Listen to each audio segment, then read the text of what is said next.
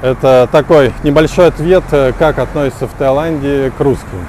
Вот кто-то уже застрял. Он шлемом пробил вот эти вот камни.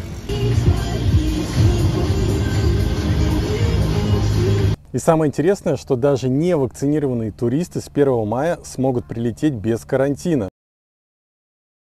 Всем привет! В этой серии мы покажем вам небольшой городок Ao Nang, прокатимся по реке на каяках, а также последние новости Таиланда. Поехали! Мы приехали на следующий день вам показать остальной город Ao Nang, кроме пляжа. Он тут очень необычный, отличается от остального Таиланда. Нас встречает вот такая вот скульптура необычная. Скорее всего, посвящена она тайским рыбакам, насколько я понимаю. Что касается пригодности моря для купания, мы специально приезжали сюда и в отлив, и в прилив. Видели, что вода непрозрачная, поэтому купаться тут не очень комфортно. Хотя есть ребята, кто купается. Может быть, если проплыть дальше, то там будет более прозрачная вода. Вот со стороны пляжа можно увидеть такую надпись «Добро пожаловать в Ao Nang». На пляже даже есть загорающие и купающиеся. Вдоль первой береговой линии, как видите, стоят такие магазинчики, зелень, и сверху нависает такая вот гора и большое количество зелени. Тут большой выбор всего чего угодно, ну и то, что я говорил, если вы тут захотите покупаться, вам понадобится, скорее всего, вот такая вот обувь.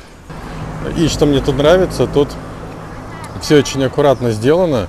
Видите, такая плитка, скамейки. Как видите, местами напоминает Бали, район Убуд. Местами обычная тайская кафешка. Тут частично даже Питер, наверное. А тут уже Пхукет, то есть такой разноплановый Ao Nang. Очень аккуратный, симпатичный. Мусора нету, все убирают. Вдоль первой береговой линии можно увидеть большое количество там сувенирных лавок, тату-студий, принадлежностей для пляжа. Но также есть и бары. Вот можно увидеть такое кабаре. Такого рода бар. И еще почему-то огромное количество вот таких вот костюмов. Thank you. Where are you from? Russia. По-русски. Добрый брей. Счастливо. Еще вот готовится открываться что-то связанное с костюмами.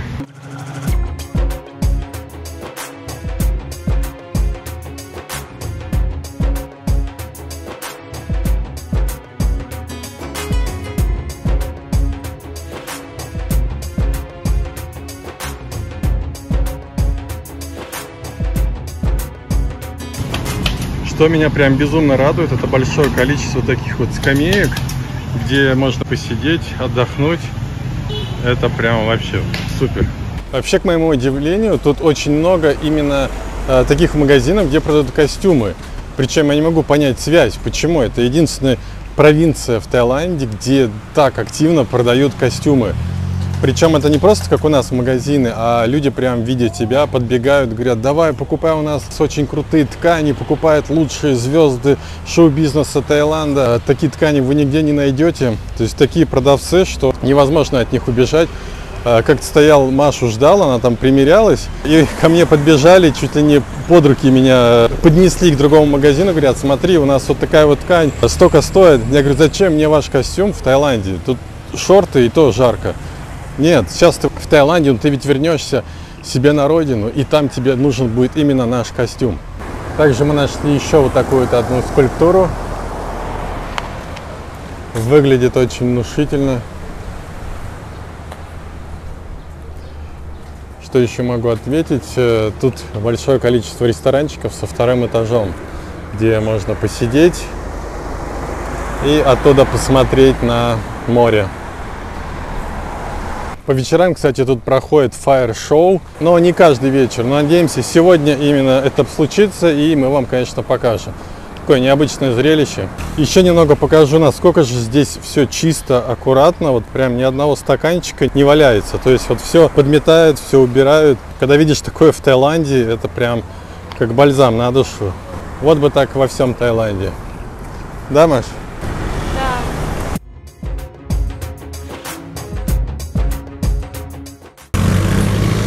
Можно увидеть Макдональдс, и они здесь работают. Мне кажется, скоро это будет как главная достопримечательность. На самом деле место очень адаптированное для туристов. Здесь прям классно, все продумано. И удивительно, что туристов-то тут не так уж и много, потому что место находится всего лишь в 3 часах езды от Пхукета, да, где на Патонге сейчас уже просто настоящая толпа.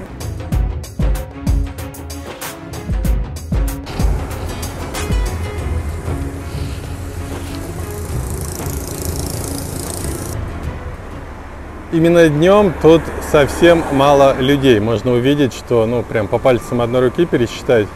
По вечерам, конечно же, люди появляются, но чаще всего можно увидеть именно пенсионеров, потому что городок такой чистый, аккуратный, спокойный. Нету так называемой Walking Street, но я сейчас говорю именно про городок Аунан. Именно город Краби, он находится тут буквально в 15 километрах. Мы вам его покажем в одной из следующих серий. И там уже есть так называемая Walking Street местного разлива. Только там пенсионеры или нет, мы вам уже покажем. Конечно же, тут есть еще и молодые люди среднего и даже юного возраста. И еще что я заметил, что тут очень много именно отдыхающих тайцев, ну и других национальностей Юго-Восточной Азии, в отличие от того же там Пхукета или Паттайи.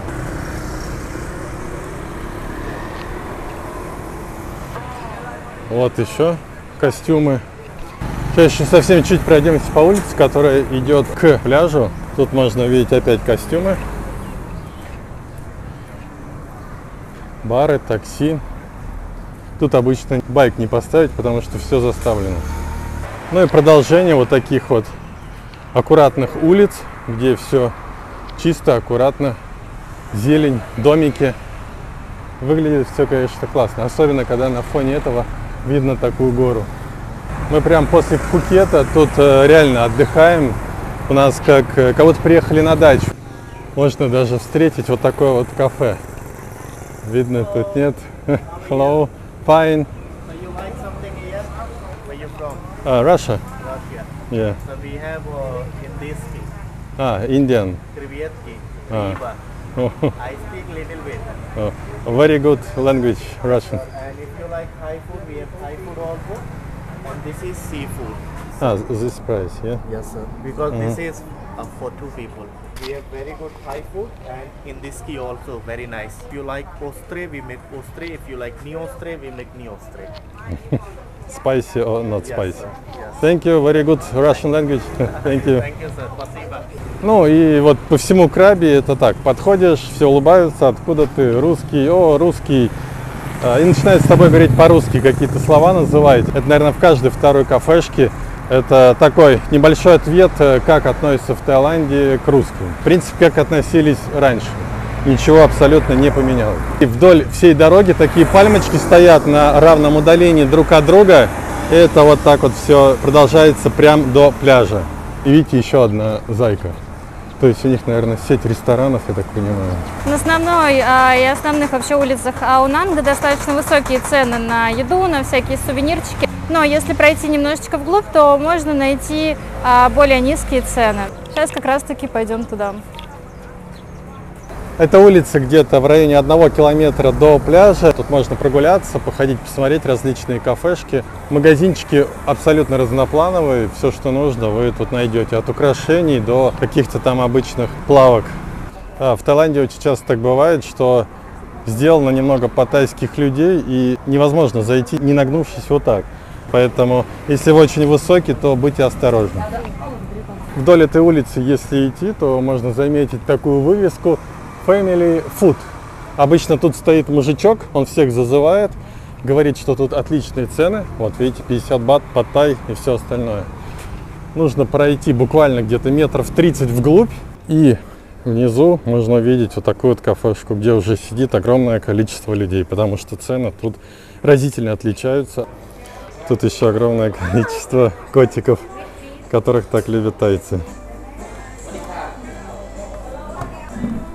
Ну и вот, чтобы не быть голословным, паттай 50 бат куриный. Но на остальные блюда цены чуть-чуть повыше. Помимо того, что тут, в принципе, недорогие цены, также подают вот такой вот комплимент. Такие уголочки арбуза. Это такая мелочь, в принципе, да, но все равно это приятно, когда ты не ждешь, а тебе приносят. Я помню, на Патонге тоже нам как-то принесли ананас и сказали, что это комплимент. Потом, когда я расплачивался, оказалось, что это стоило 20 бат. Принесли наш пад-тай, он довольно вкусный. И что мне тут нравится, что перец и сахар отдельно они сразу кидают, потому что и тот ингредиент иногда лишний. На улице можно заметить вот таких вот рисующих художников и большое количество вот этих вот известных портретов. Видите, да? Во всем мире. Это очень распространено и на Бали, и в Таиланде. На Бали в Убуде, тропа художников, по-моему, так называется. Ну и под вечер вот такие вот разного рода барчики, кафешки. Насколько я вижу, тут такой рыночек небольшой. Мы очень долго искали вечерний рынок, в выходные дни так и не нашли. Вот, возможно, тут надо было искать, непонятно. Мы решили зайти, чуть-чуть совсем показать, потому что тайские рынки — это как отдельный вид искусств. Его, конечно же, стоит показывать. Сейчас всего 6 часов вечера, поэтому тут еще мало людей. Ну и дальше пройти, там уже такие заведения с музыкой.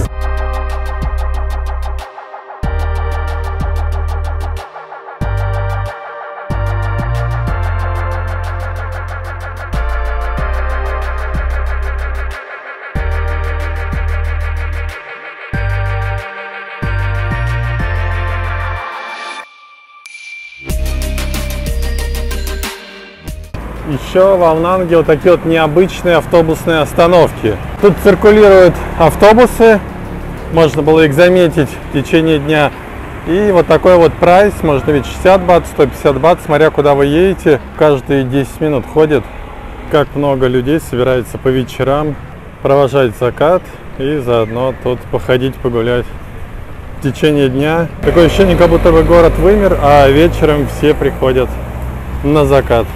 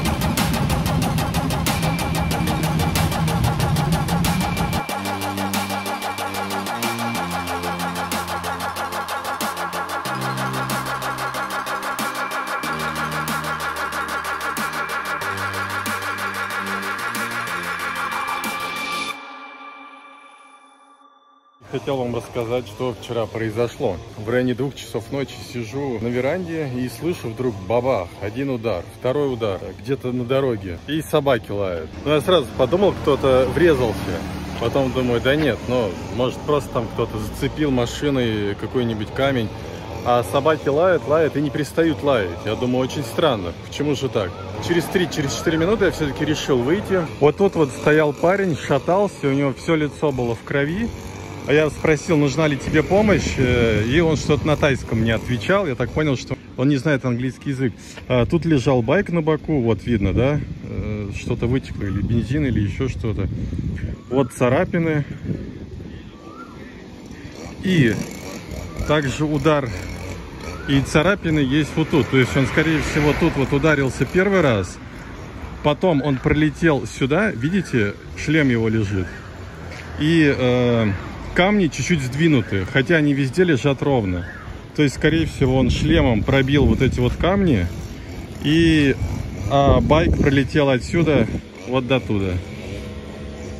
То есть, по сути, если бы не вот этот вот шлем, который его, я так понимаю, спас, надеюсь, что его спас, то он бы уже тут не стоял вчера. Из чего можно сделать вывод?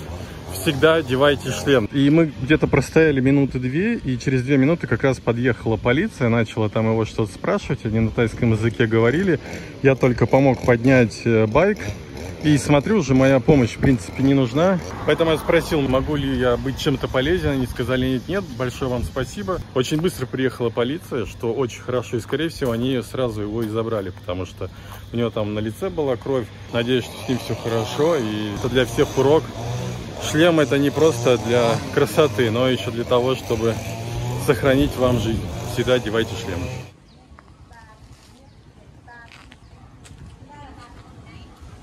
Мы прибыли в место, которое называется Клун Крут. Я снизу подпишу название. Можно заметить такое озеро. Довольно-таки необычное. Видно купающихся людей. Каяк стоит 300 бат на 2 человек. Вот, можно тут купаться. Вода наичистейшая. Вон, видно, прям насквозь. Красота. Ну, видно сразу, что это не соленая вода. И смотрите, какое большое количество местных купающихся детей и не только. Мы так поняли, что если взять каяк, то можно вдвоем поплыть. Только куда и зачем, пока мы не поняли. Смотрите, если присмотреться, можно заметить огромнейшие просто рыбы. Маша купила еду для рыб. Сейчас будем их кормить. Они, скорее всего, и поэтому и подплыли, что ждут. Еда обошлась нам в 20 бат, вот такой мешочек. Обычно при храмах стоит дешевле в 2 раза. Но тут храма нет, тут просто такое коммерческое место. О, как пираньи.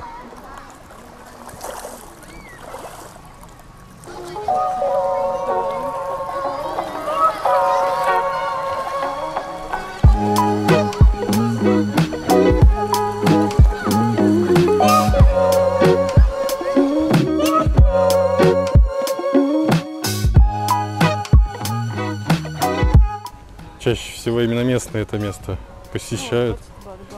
Всего 20 бат гамбургер. Маша решила попить кофе в этом вот автомате. На улице 35 градусов, жара. Она хочет горячее кофе попить.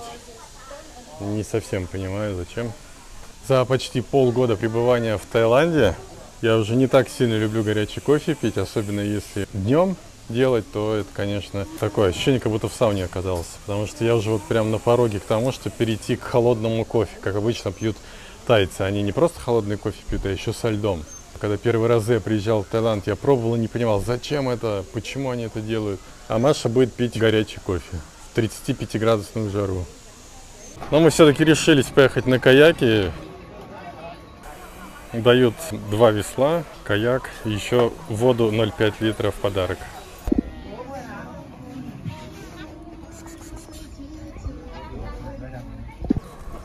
Маша уже села, сейчас моя очередь будет садиться. Ну, мы отплыли. У нас сегодня штурман Маша. Она будет главная по веслам, а я главный по съемкам.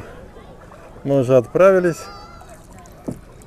Такие вот всякие коряки тут нам виднеются. И Маша еще сказала, что тут вполне могут быть крокодилы. Это новость. Маш, правее, еще правее, еще правее. Меня эта новость, конечно, немного расстроила, но будет контент во всяком случае. Такое удивительное место, даже не верится, что мы вот в Таиланде, потому что Таиланд это все-таки там море, пляжи, да. А тут вдруг река, такие горы, прям вообще удивительно. И всего 300 бат. Мы не поняли, сколько плыть, Маш, сколько плыть? Плыть можно сколько хотим, хоть до ночи. Можно плавать сколько хочешь. А куда нам плыть, ты знаешь? Вперед. Маша сказала вперед. Я сейчас, наверное, чуть подключусь, чтобы побыстрее. А то мы до ночи и будем плыть. Маша только что успокоила, сказала, что крокодилов тут все-таки нет. За что мы тогда деньги платили?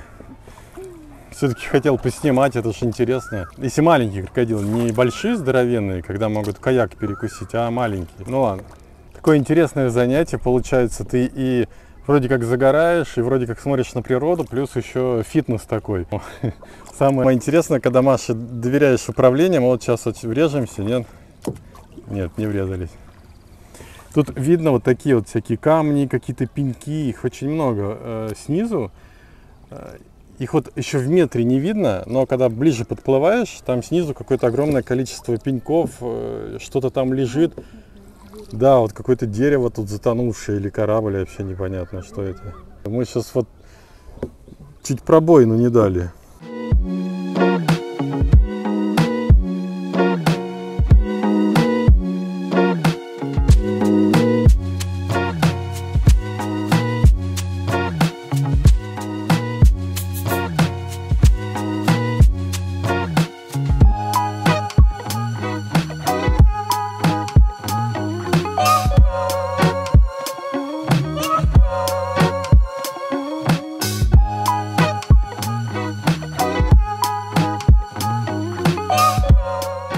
Мы только сейчас заметили, что абсолютно все тайцы в защитных костюмах, а нам их не выдали.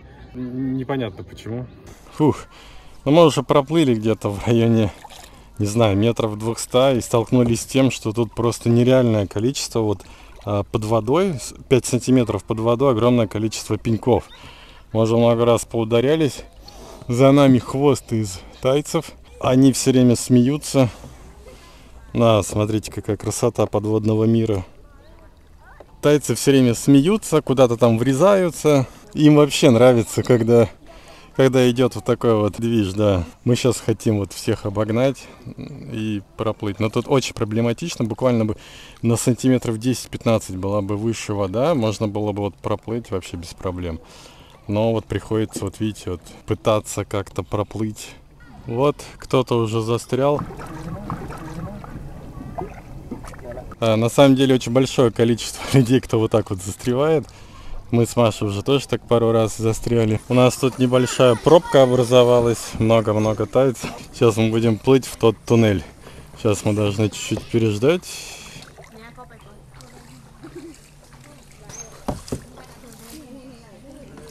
И там будет уже намного красивее.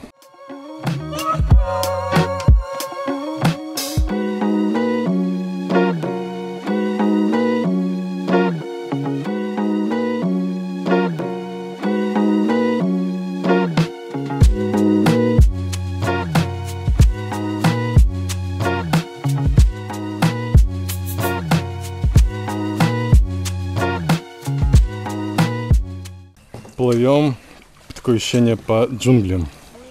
Маша главный по греблению, потому что когда я подключаюсь, у нас развивается большая скорость, и мы врезаемся в какой-то пень. А когда скорость небольшая, то есть вероятность там как-то маневрировать.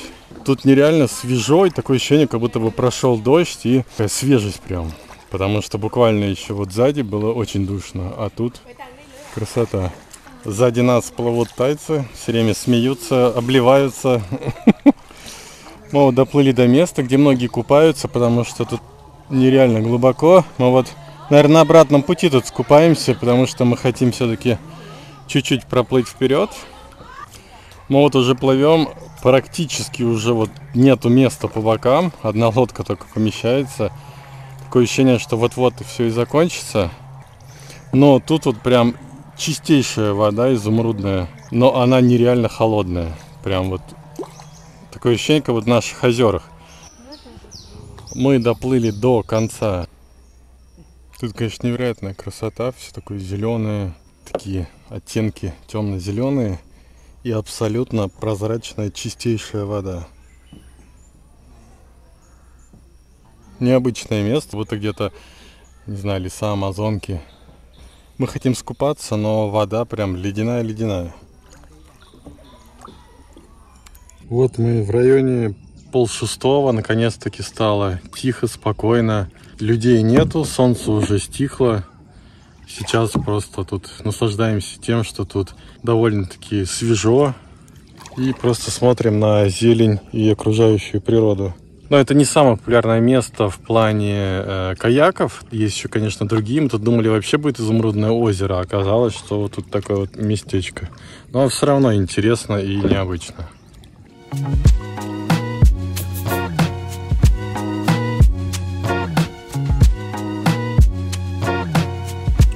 Теперь перейдем к последним новостям Таиланда. Отличная новость для тех, кто в скором будущем собирается приезжать в Таиланд. С 1 мая вакцинированным туристам больше не нужен ПЦР-тест по прилету. Не нужно бронировать всякие ША+, Экстра+, отели. Для вакцинированных туристов больше ничего не нужно, кроме как оформить страховку с покрытием $10 000 на каждого путешественника, быть вакцинированным любой одобренной вакциной Спутник В или Спутник Лайт, загрузить сертификат вакцинации и страховку на сайт ThaiPass. И даже экспресс-тест теперь не нужно будет сдавать. И самое интересное, что даже невакцинированные туристы с 1 мая смогут прилететь без карантина. Для этого нужно будет загрузить на сайт ThaiPass не позднее, чем за 72 часа до вылета. И тогда вам не нужно сидеть 5 дней в отеле, вы идете по такому же алгоритму, как и вакцинированные. На ThaiPass по новым правилам, которые начнут действовать с 1 мая, можно будет подать уже 29 апреля. Но имейте в виду, что все правила вступят в силу только после публикации